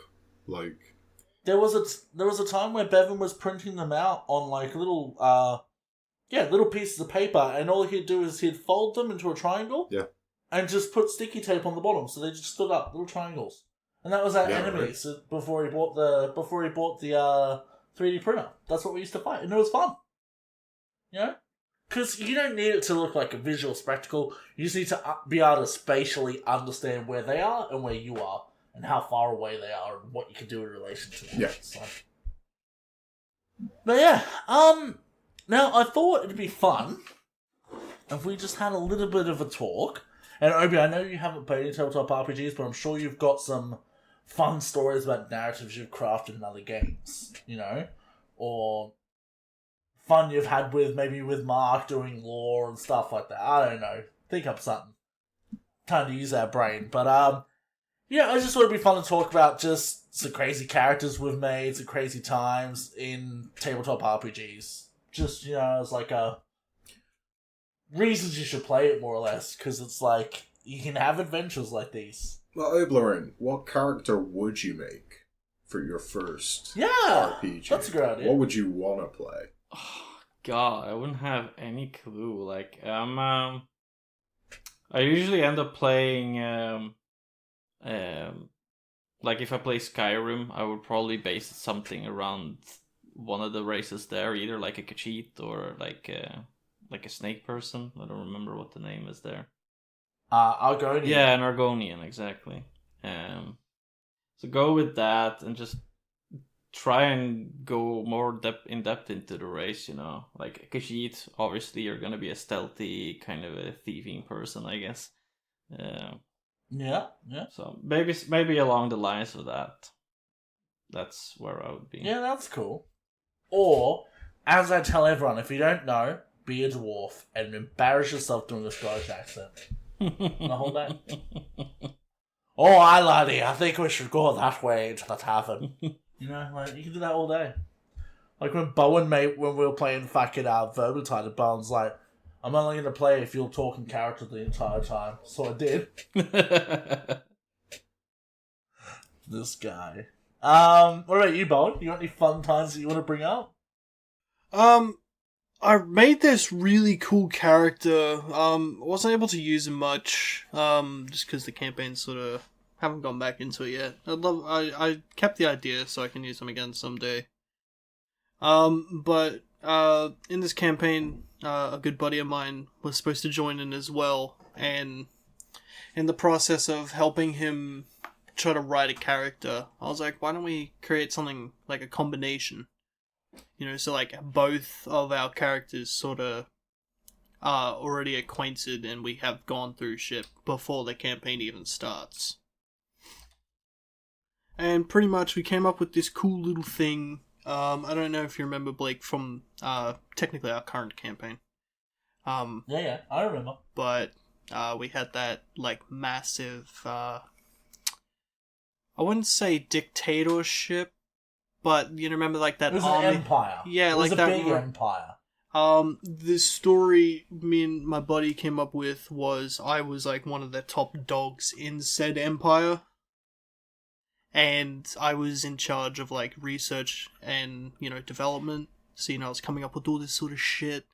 I also tried. I also went with the new class in D&D that only just come out, the Artificer. And it came up with this little backstory where there was like a massive explosion at like the R&D division, and it was like internal sabotage and like I guess espionage. Like the Empire themselves were trying to take me out. But after the explosion, I found this little cat creature. Well, not even a cat creature. It was straight up just a cat. But it could talk telepathically to me. And that was my buddy's character. And then, because we were both on the run from the Empire, we had to go hide away, try and make coin where we could. So we were just like these vagabonds, And me being an artificer, I thought it would be cool, instead of just getting off that explosion scot-free, like, my character lost an arm. So I had my character build like a fantasy steampunk sort of arm. Full Metal Alchemist. Yeah, kinda like that. But what really got me to play the Artificer in the first place is I was looking at the weapons you could start with, and it's like, oh, you can have a dagger, you can have a sword, or you can have a fucking gun. Who cares? So I was just fucking... Everyone's tough till they get shot. Yeah, pretty much. But like, it was more That's like fun. it was more like a magic sort of thing, where it wasn't like a legit like mechanical gun. Like you had to infuse like, bit of fire magic into it to like fire it and stuff like that. But the character didn't get to use it much, but still on the backboard. I want to really see what I can do. Yeah, it's still a cool idea though. I love that, honestly. Yeah. Have you got a story, Matt, or anything like that? I got one if you don't. I've got a bunch that I've had fun moments with. Once when I was DMing, I managed to get my characters into a breakdance competition. That was pretty good. Because they went down into an underground rave.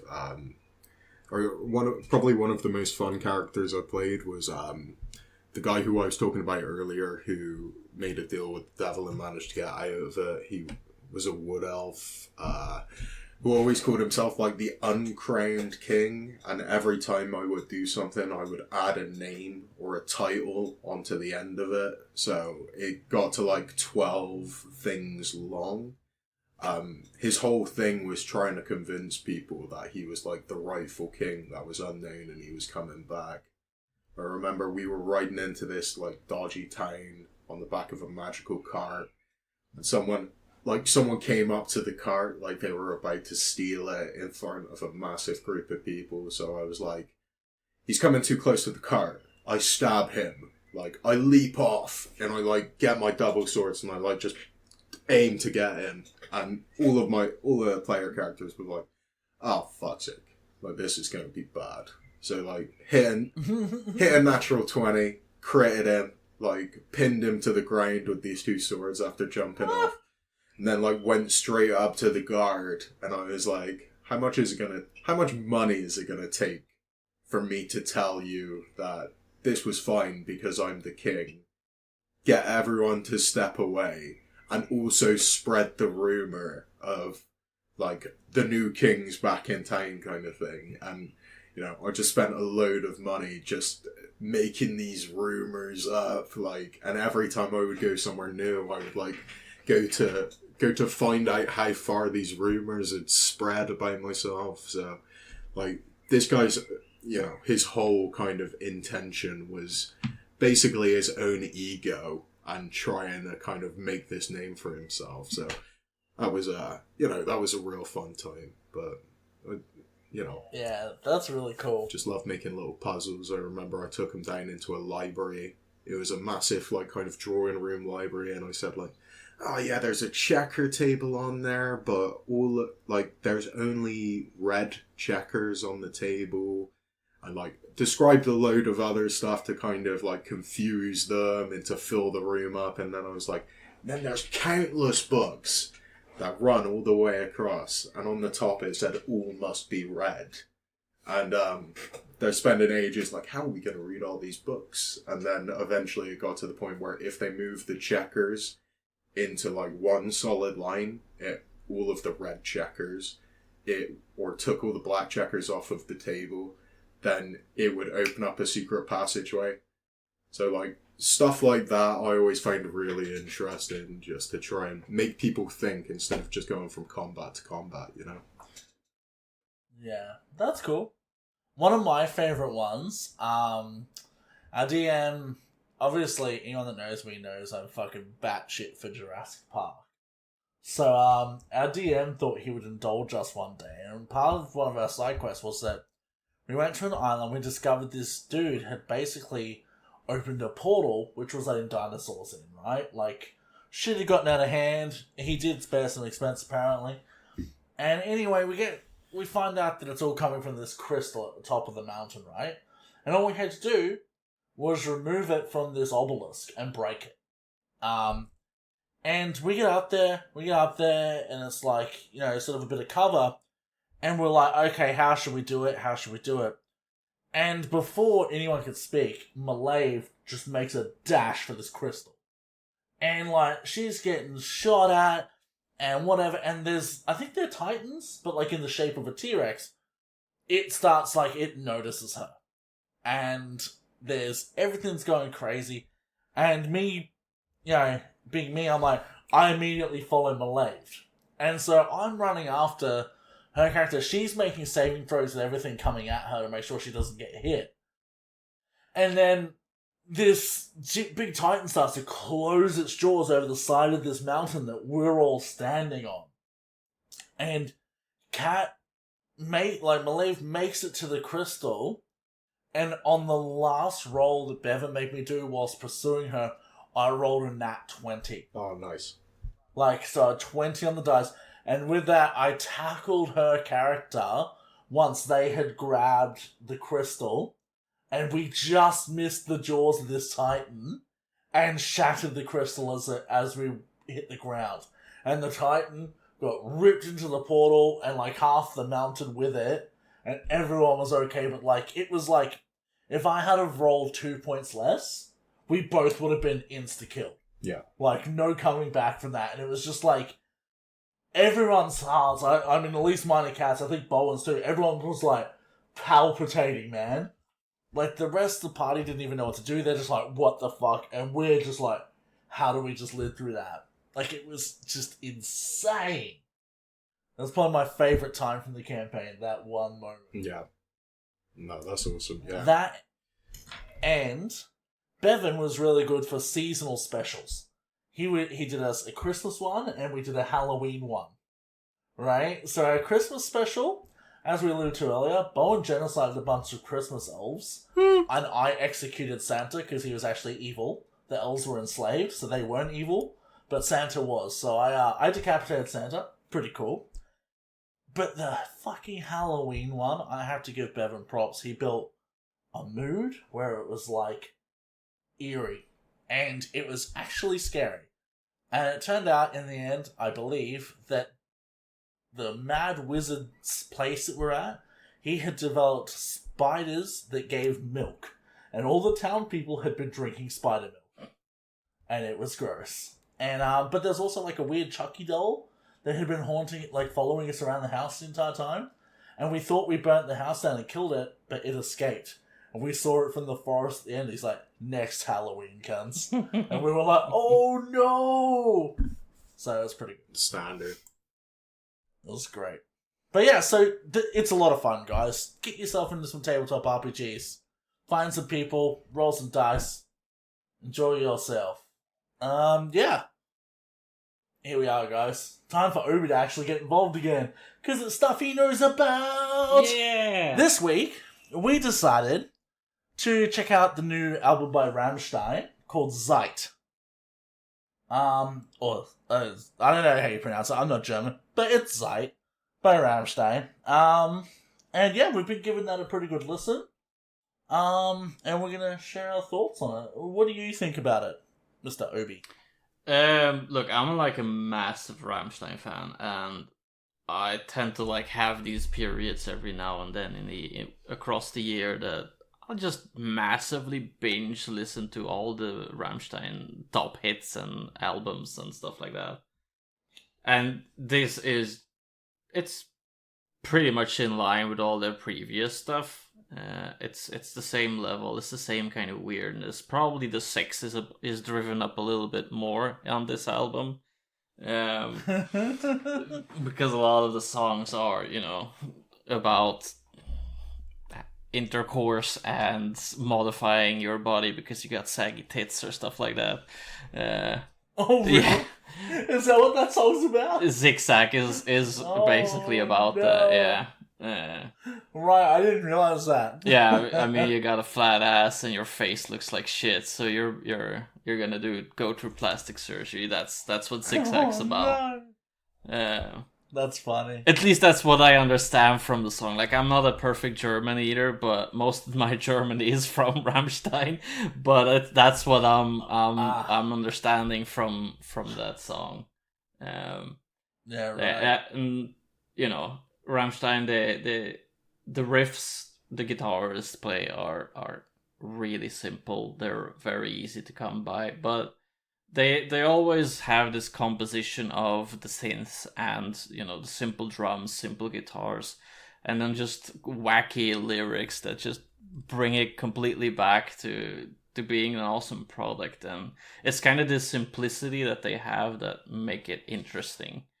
And that's what their older albums have too, and a lot of these songs have it as well. So I think the crucial thing about music is it doesn't have to be complex. No, exactly. Simple and effective, especially with like stuff like what Rammstein does. They have their formula and it works. Yeah, really well.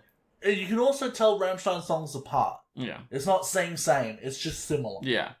And I think what Rammstein's big success is as well is that their live shows are probably among the best of the live shows that you can go listen to. Like, they dress up, they do like amazing scenery. They have, I've seen the DVD of when they were playing somewhere, and like every song is like an art piece in itself, Yeah, for sure. And I think they're continuing. Cool, man. So continuing it on with this. How many goblins out of 10 would you give that one, Obi?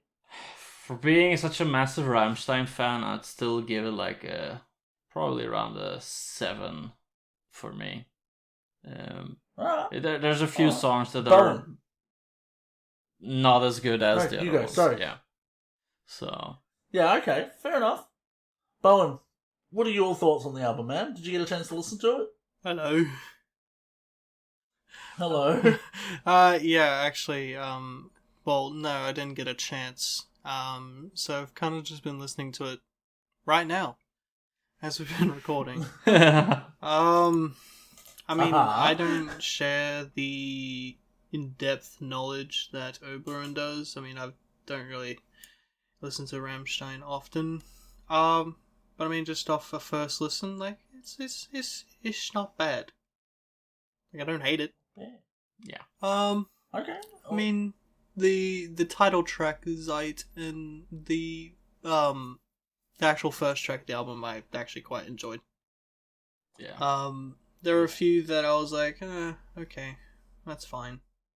Nothing really to I think brag. Giftish absolutely slaps. Like, just that right hand rhythm to it go. Yeah. But yeah, I mean, like Oh, I said, that's cool, man. not the. I mean, obviously, it's kind of hard to get super into something when the lyrics are in a different language. So know, but from an instrumental side, it was good, and yeah, sweet. I think I'd give it a 6 or a 7 out of 10. Yeah.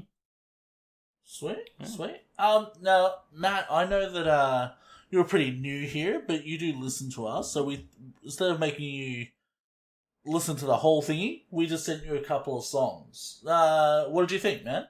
Have you listened to Rammstein prior to that at all? Or? No, I've never listened to Rammstein, and I don't even know what genre of music this is meant to be. Like, what is it? It's industrial metal. Yeah. I would class it as. Okay, yeah. So, I felt real worried because there was a lot of German men screaming at me. Maybe that's ancestral from being an Englishman. I'm not sure. It was okay, I guess. That was the song name, Okay.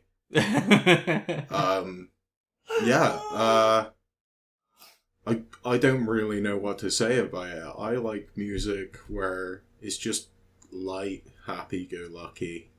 Rammstein was definitely not that for me. What do you mean? They were singing about having sex without a condom in that song. Isn't that the peak The problem is, happiness. For me, this was like, I needed subtitles for the song, unfortunately.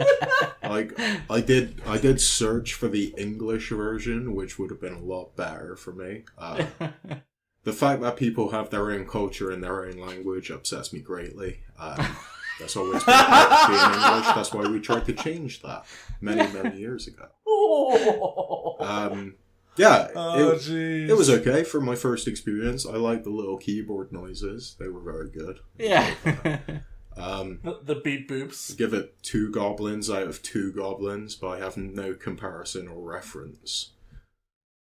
Fair enough. Fair enough, man.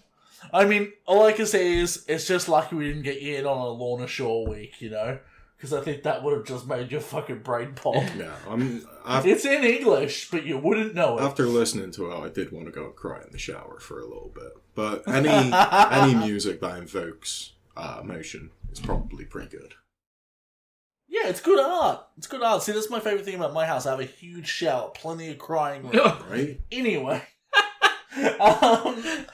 So for me, as with the other 3 of us that don't speak German, I speak a little, but not like enough to understand, like what's going on.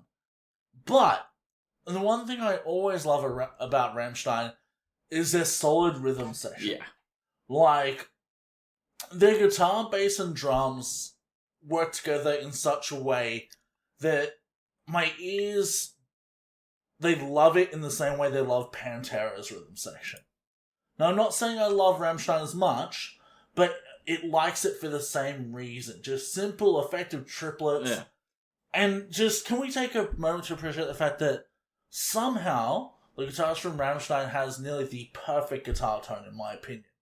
It's not too down-tuned, it's fucking just the correct... it's just correct in my mind. Yeah. It's so close to perfect. So for me, that's great. Obviously, I can't understand it, but I really enjoy it having it on while I'm chatting to you guys and hobbying or playing video games, where it's like, it's not my primary focus, Yeah. Don't listen to it while driving to work, because you do go too fast. Yeah. It's just, it has this drive. But there are some tracks on here that just, the rhythm section fucking slap. Zigzag has a really good riff in it. And as I said, Giftish. Giftish. I think it's Giftish they pronounce it. That riff just hammers, dude. And like, for me, like Bolton said, when you can't understand the words, that's what hammers at home. And I think this album, they did very good. A bit more safe than the album before. Yeah. But still very good. I would give it probably 6 goblins out of 10. Which sounds bad, but considering I don't speak their language, pretty fucking good. Yeah. Fair enough. So yeah.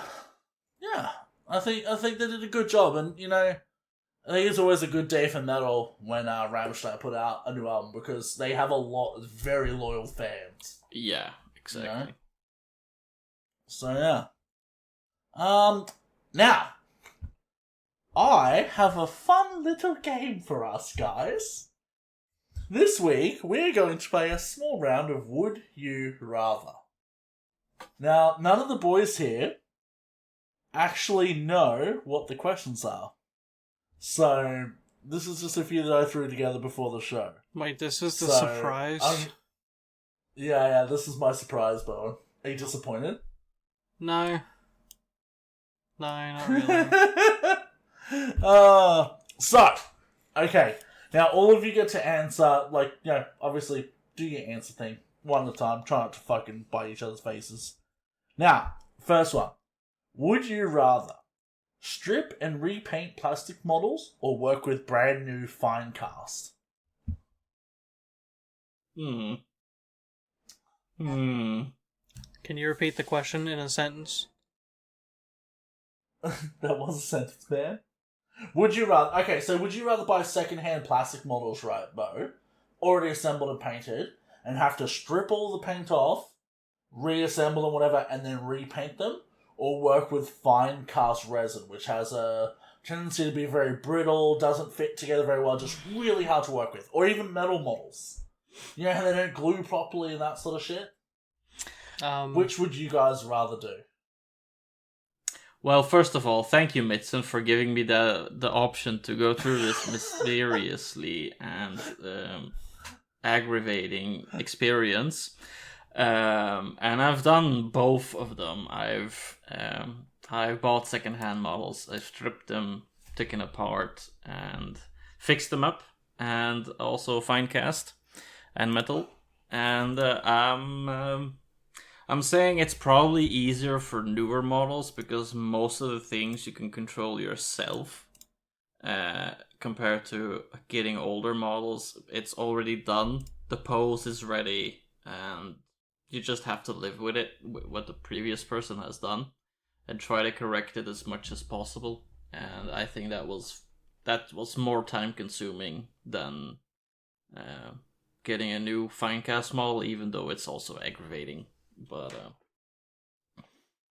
So are you in the plastic camp or the fine cast camp? I'm definitely in the plastic camp, but I've bought secondhand resin as well, so... Oh, yeah. Yeah. Alright, Bowen, do you have any idea, or just no idea?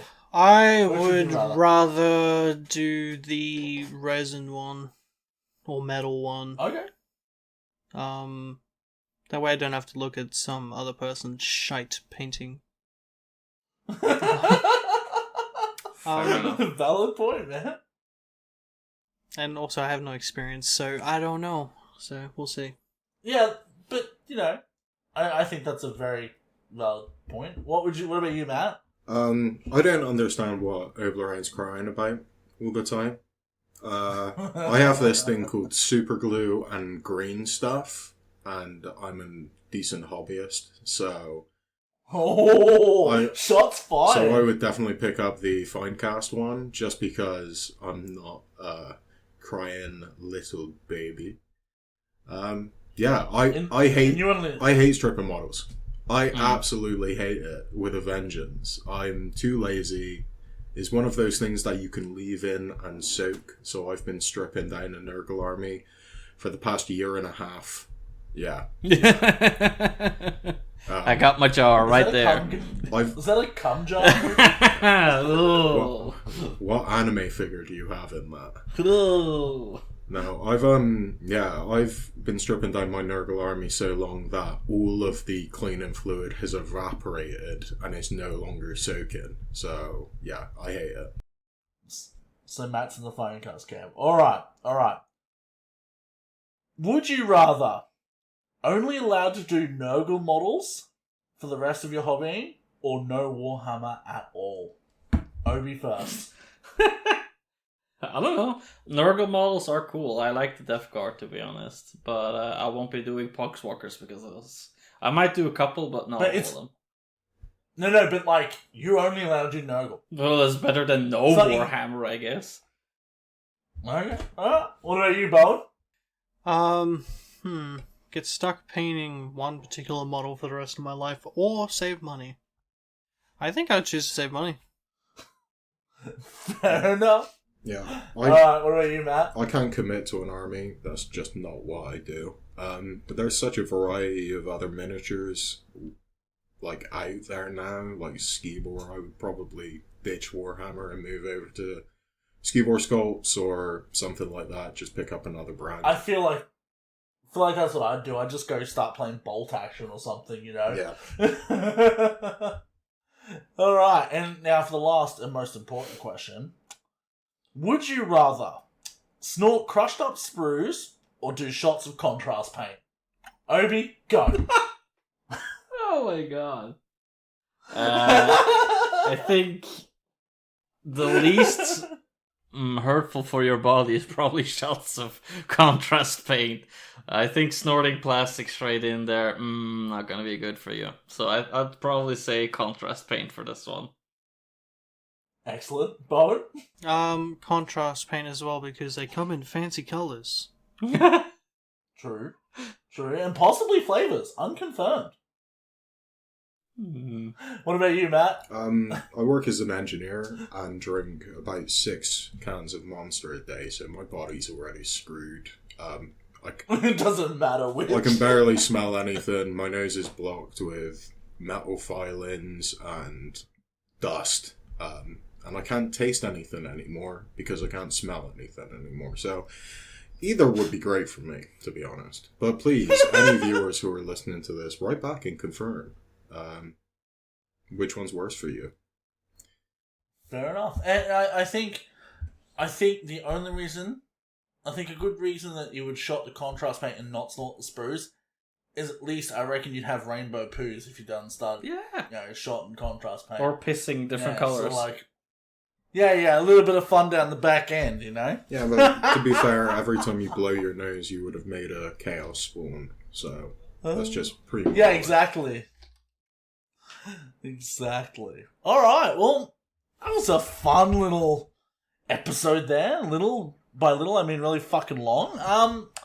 Matt, thank you so fucking much from all of us for being on our show. Thanks for having me. I really enjoyed it.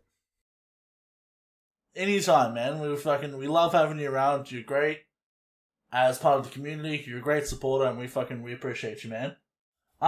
Is there anything you'd like to plug? Like, you got any projects going, or Instagram, or anything like that you'd like to plug? Or no, all of my Instagrams keep getting banned for suspicious activity. So I don't really want to get into what I've been doing on those and anyone to see it. No, I would like to plug Knights of the Hobby Table. Become a Patreon. Invest back, guys. Thank you. This has been there's a lot of work that goes into doing stuff like this. I can tell you from first-hand experience. So if you want to see content like this grow, you need to give back. Stop spending your money on Netflix or Disney Plus that keeps ramming crap down your throat, and just spend $1. Get your hand in your pocket. Don't be a cheap little hoe. Yeah, like, if you've even laughed once through all of our episodes, I think that's worth $1, man. Like, you know, better than that fucking evil mouse. So yeah, thank you so much for coming on, Matty. We'll definitely have you on again, brother. Thank you. And yeah, so we have Patreon, as Matt's just said. You can find us there. We're on all the socials. We got Facebook, we got Instagram. Yeah, we now have a Spotify playlist for all the music that we discuss. in the episodes. We also have a Discord where you can come and hang out with us. And yeah, and not all the time, but every so often, if you tune into Mr. Scar405th streams on Twitch, you'll actually hear us boys in the Discord talking shit while I play Halo with him or streaming. They get fucking wild, so go tune into his stuff if you're a game Twitch watcher person. And yeah, it's a good time for all. So yeah, until next time, remember to crank that ass. Slay that grey. Hello. We are not the hobby table. Thank you. Bye. Thanks guys, see you later.